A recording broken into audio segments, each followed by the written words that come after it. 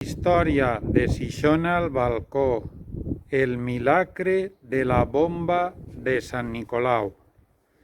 En un capítol anterior hem parlat del bombardeig de l'armada francesa en 1691 de la ciutat d'Alacant. Aquest bombardeig, que va durar del 22 de juliol fins al 29 del mateix mes, va provocar la destrucció de gran part de la ciutat i va afectar especialment a l'església de Santa Maria, la col·legial de Sant Nicolau i al Ajuntament d'Alacant.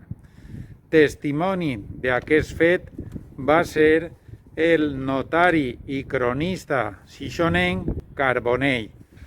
Coses que més li va impactar va ser el fet de que sobre l'església col·legial de Sant Nicolau caigueren al voltant de 400 bombes i que soles 4 o 5 pegaren damunt del que és l'església pròpiament dita.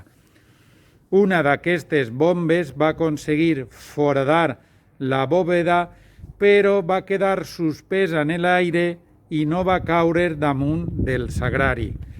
I ell en conta el següent sobre aquest fet miraculós.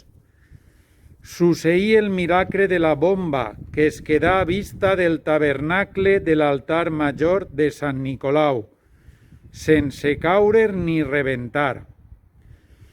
I n'entrassen dins 4 o 5, i una se'n quedà en la mitja taronja, havent foradat de tal manera que quasi tota es veia del peu de l'altar major de dita església col·legial, que si haguera caigut o s'haguera rebentat, haguera caigut tot damunt el tabernacle del dit altar major, i tots concordaven que miraculosament se detengué i no rebentà.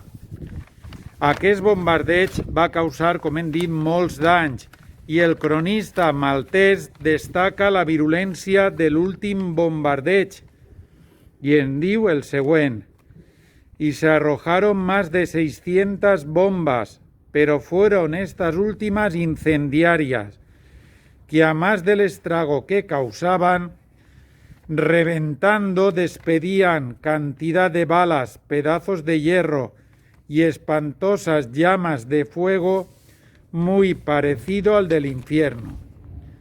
I això és tot. Si vols saber-ne més, busca en Facebook la pàgina Cronista Xixona.